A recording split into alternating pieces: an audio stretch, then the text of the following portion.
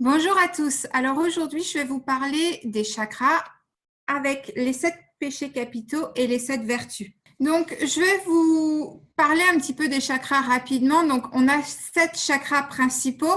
Si c'est la première fois que vous m'entendez parler de ça, on a 7 chakras principaux, mais c'est loin d'être le nombre de chakras que l'on a en réalité dans notre corps physique, enfin sur le plan énergétique, qui touche notre corps physique plus exactement. Donc, cela dit, on a 7 chakras principaux qui résonnent à une fréquence particulière, comme les couleurs. Donc, chaque chakra est sur... En fait, chaque couleur, c'est par rapport à la fréquence du chakra. Donc, vous avez le chakra couronne qui est de couleur soit blanche ou violette. Le chakra du troisième œil de couleur indigo. Donc, j'ai pas réussi à trouver la couleur indigo, mais bon, voilà, c'est un espèce de bleu violacé. Ensuite, vous avez le chakra de la gorge qui est un bleu beaucoup plus clair, un bleu ciel. Vous avez le chakra du cœur qui peut être rose ou vert émeraude. Donc, c'est un vert un petit peu plus foncé que ça. Mais ce n'est pas du vert cacadois non plus, parce que le vert cacadois est plus lié à la couleur de l'avarice, justement. Ensuite, on a le plexus solaire, donc qui est de couleur jaune, donc jaune soleil. On a le chakra sacré qui est de couleur orangée. Donc, c'est un orange un petit peu plus vif que ça, plus comme une orange vraiment. Et nous avons le chakra racine qui est de couleur rouge, rouge sang, on va dire. C'est un peu la couleur comme sur l'écran. Donc, voilà. Donc, maintenant, je vais vous... Alors, vous allez me dire, mais d'accord, tu vas nous apporter ces éléments-là, mais qu'est-ce qu'on peut y faire? Comment on peut justement réguler nos chakras?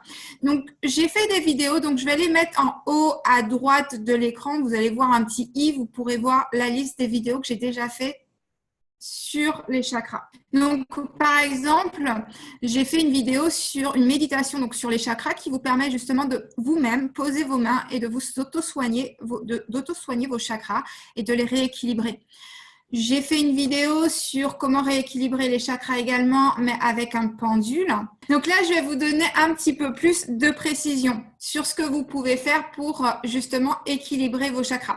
Oui, j'ai fait une vidéo sur le troisième œil, qu'il ne faut pas travailler que sur un chakra. C'est l'équilibre des chakras qui crée l'harmonie dans votre vie.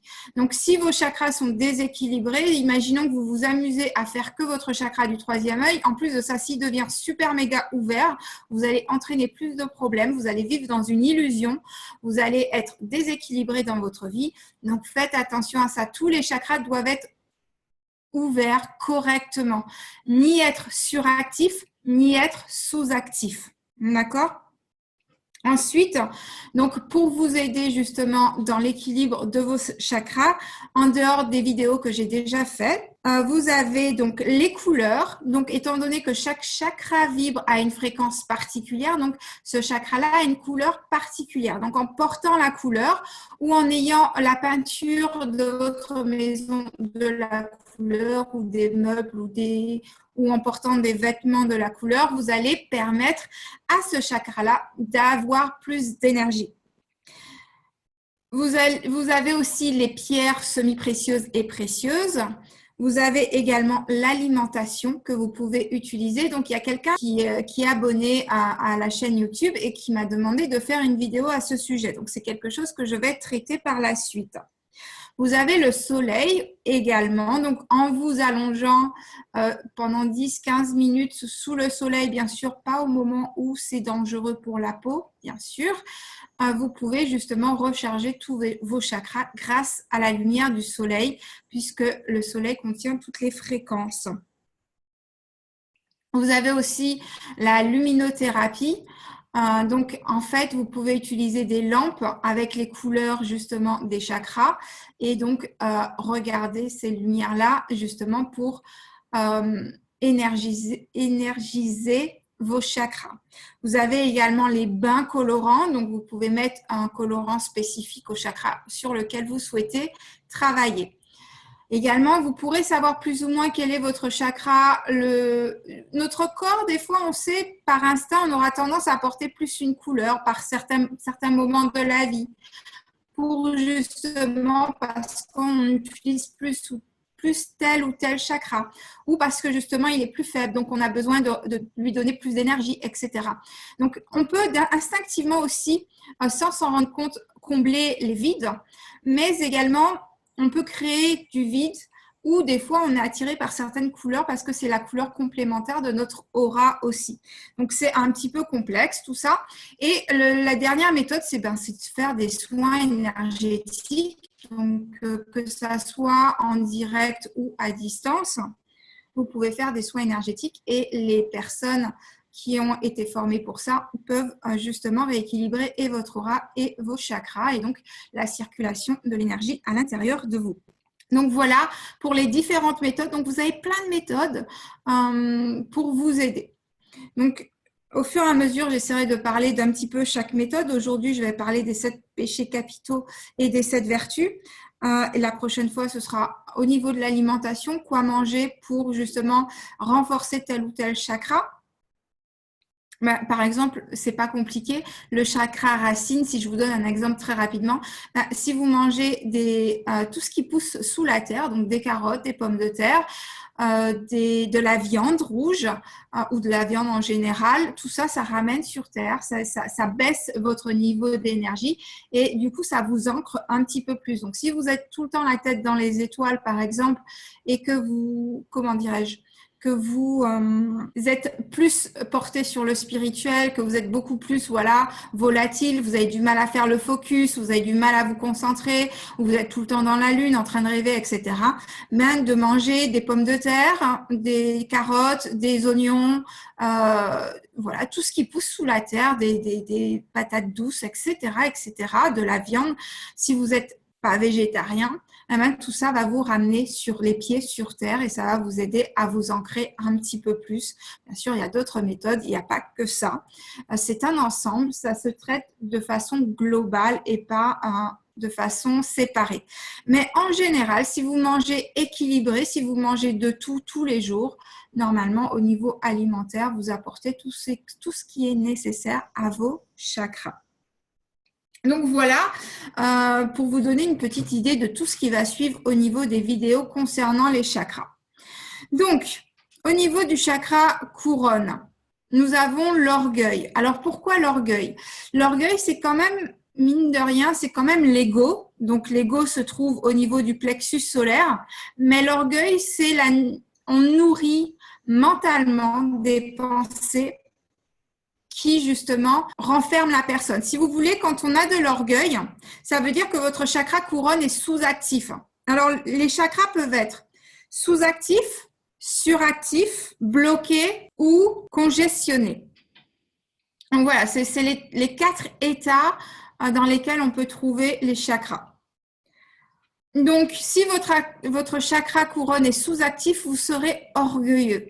C'est-à-dire qu'en fait, le chakra couronne vous permet d'être connecté avec votre moi supérieur, avec votre partie divine, avec le divin si vous croyez qu'il y a quelque chose au-dessus de vous.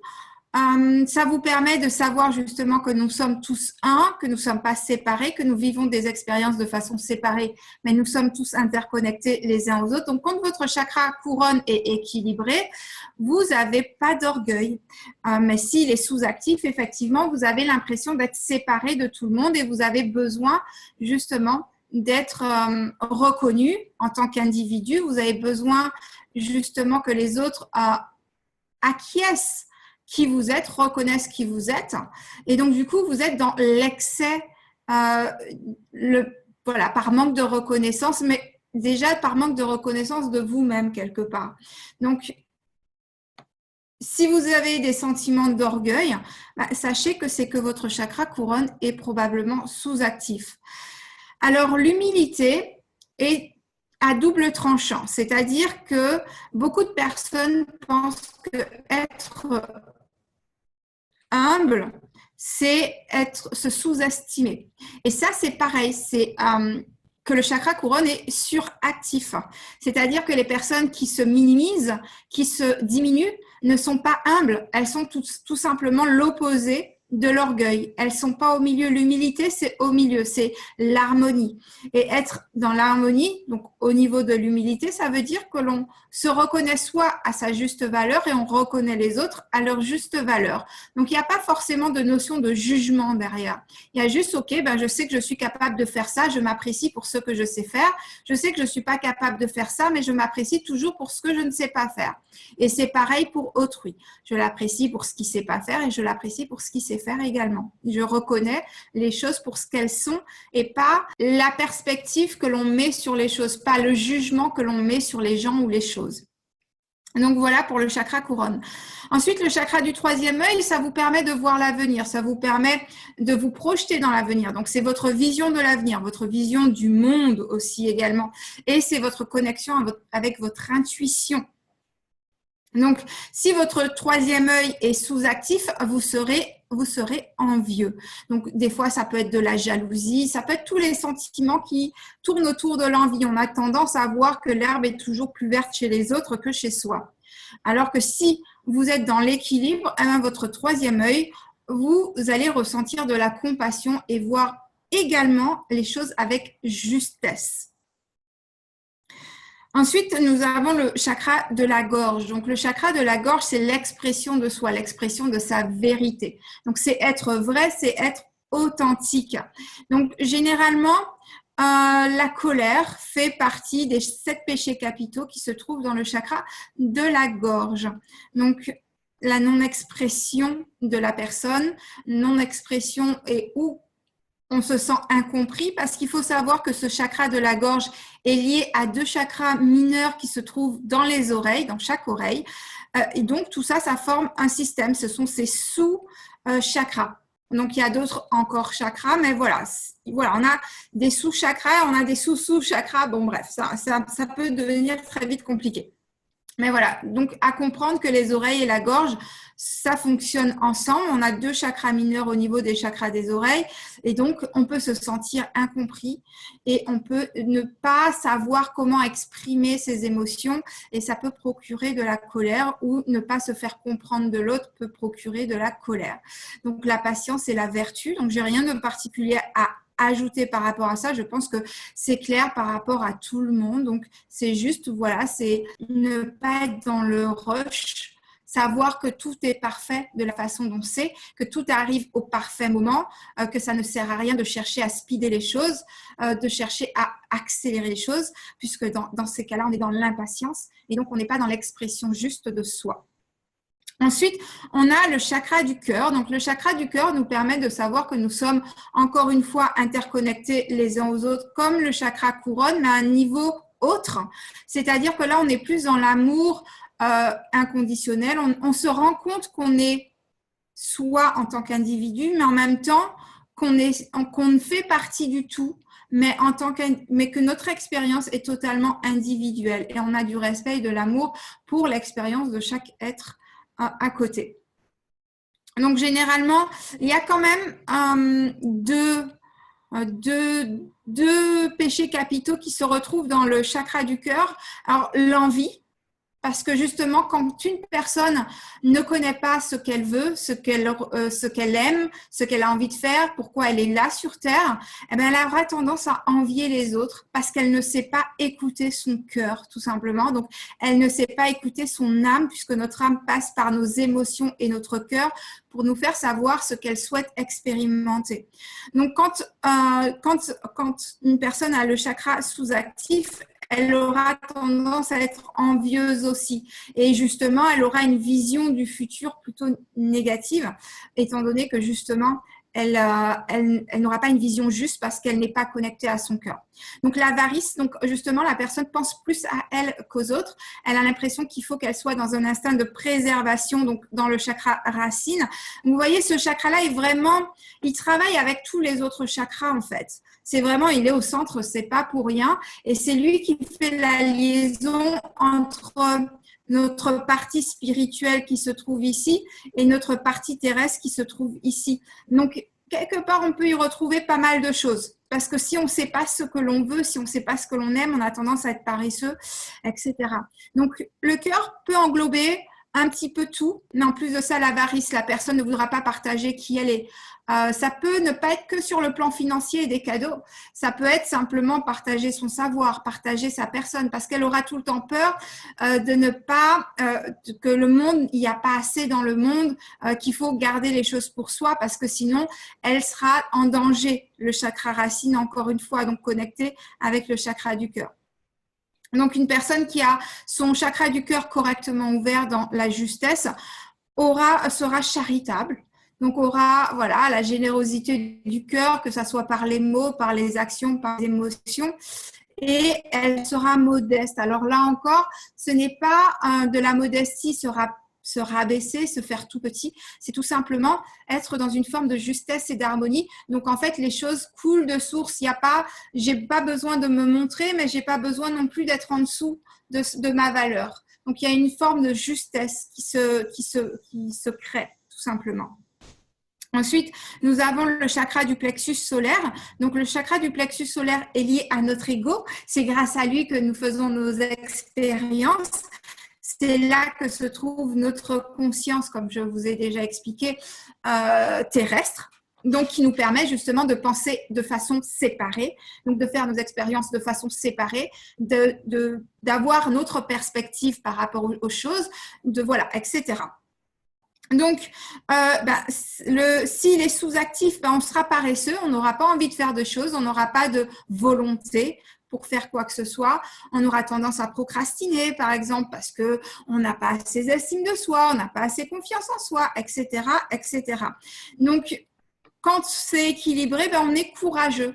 On est capable de savoir, OK, j'ai peur de ça, mais je vais essayer quand même. De toutes les façons, ça ne me coûte rien d'essayer parce que ma peur n'est pas rationnelle.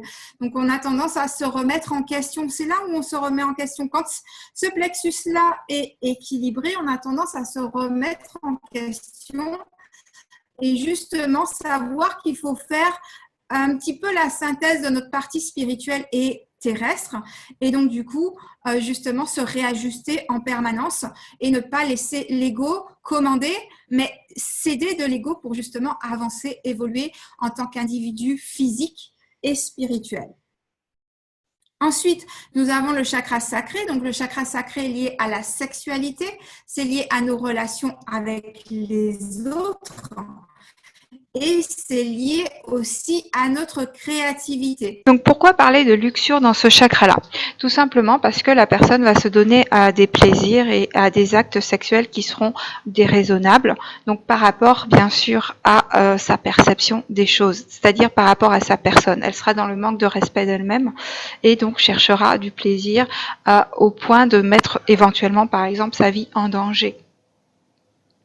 Donc, il est important que le chakra soit pas trop ouvert à ce niveau-là, puisque justement la personne sera extravertie à outrance. La personne va être peut-être addicte à la sexualité et aux actes sexuels.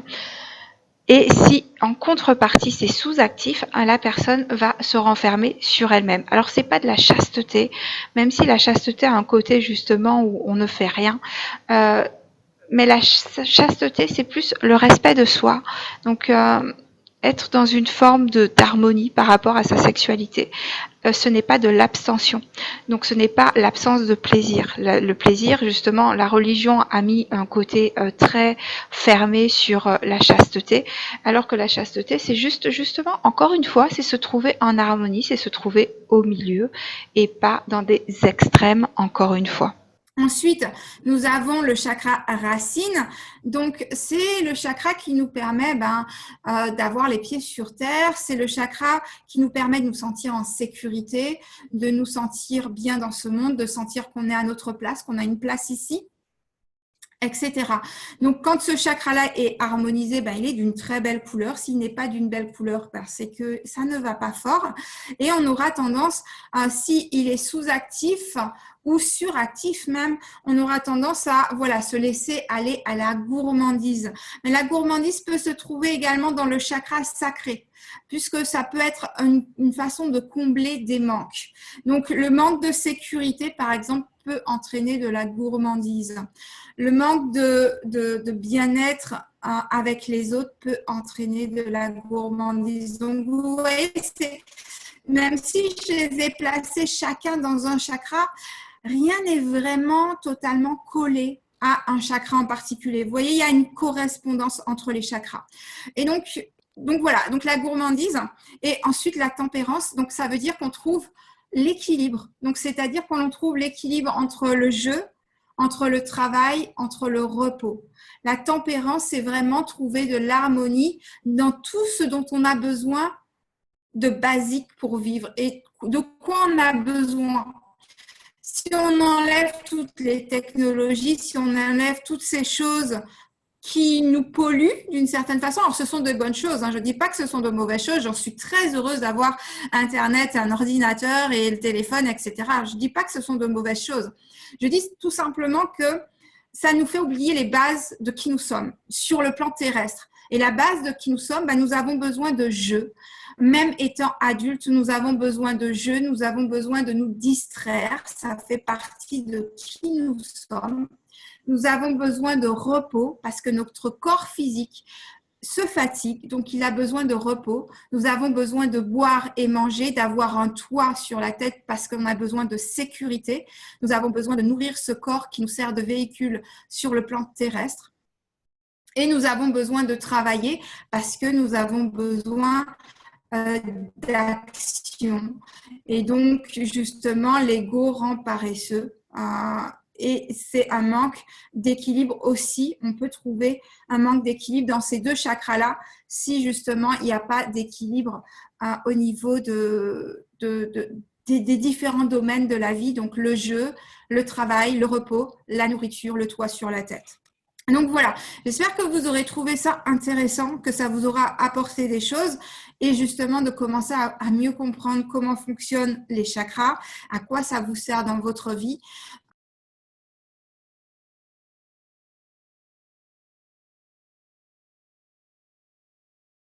Sachez que de travailler sur vos chakras, ça fonctionne. Et pourquoi je vous dis ça? Parce que j'ai eu des personnes qui sont dans mon domaine, dès que les personnes, à l'exception d'une seule personne, un seul client que j'ai eu, qui voilà, j'ai pas su, je savais qu'il faisait quelque chose lié avec le bien-être, mais j'aurais jamais pensé que cette personne faisait des soins parce que son crâne n'était pas du tout en harmonie, alors que toutes les autres personnes qui sont dans le domaine et qui travaillent sur elles énergétiquement ou qui consultent pour que justement qu'on les rééquilibre, tout de suite ça se ressent dans l'aura.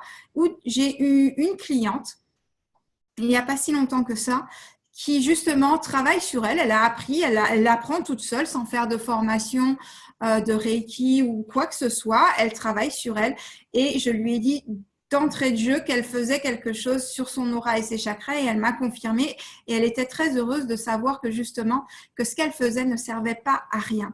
Donc travaillez sur vos chakras, vous n'êtes pas obligé de consulter systématiquement mais ça peut être nécessaire, même moi je consulte pour justement qu'on puisse travailler sur les parties que moi je ne peux pas travailler parce que j'ai un ego comme tout le monde et il y a des choses que je n'arrive pas à percevoir chez moi-même. C'est normal, on a besoin des uns des autres. Mais sachez que vous pouvez travailler sur vous. Donc, vous avez plein de méthodes. Je vous ai donné plein de méthodes. Je vais développer encore d'autres méthodes. Donc, en gros, les couleurs, je vais vous les développer. La luminothérapie, il n'y a pas besoin que je vous le développe. Je pourrais vous développer aussi les pierres semi-précieuses pour vous dire quelle pierre utiliser par rapport à quel chakra. Et normalement, la prochaine vidéo au sujet des chakras sera par rapport à l'alimentation pour vous aider également. Donc, vous pouvez faire des choses. Le soin de soi, le bien-être de soi ne passe pas que par une chose. Ça ne passe pas uniquement par l'alimentation, ça ne passe pas uniquement par les pensées. Sinon, les personnes qui mangent très bien n'auraient pas de cancer, ce genre de choses. C'est parce qu'elles ne travaillent pas sur leur mental. Et c'est pareil, il y a des gens qui mangent de mauvaises choses, mais qui ont un mental d'acier et donc qui n'attrapent pas certaines maladies. Donc, voilà, il y a besoin de travailler sur le plan énergétique, il y a besoin de travailler sur le plan physique, il y a besoin de travailler sur le plan émotionnel et il y a besoin de travailler sur le plan mental. Ces 4 choses-là sont importantes. Donc, voilà. J'espère que tout ça vous aura aidé et que vous allez de plus en plus prêter attention à votre bien-être tant physique, mental, émotionnel et spirituel. Je vous souhaite une excellente fin de journée et je vous dis à très bientôt. Bye bye.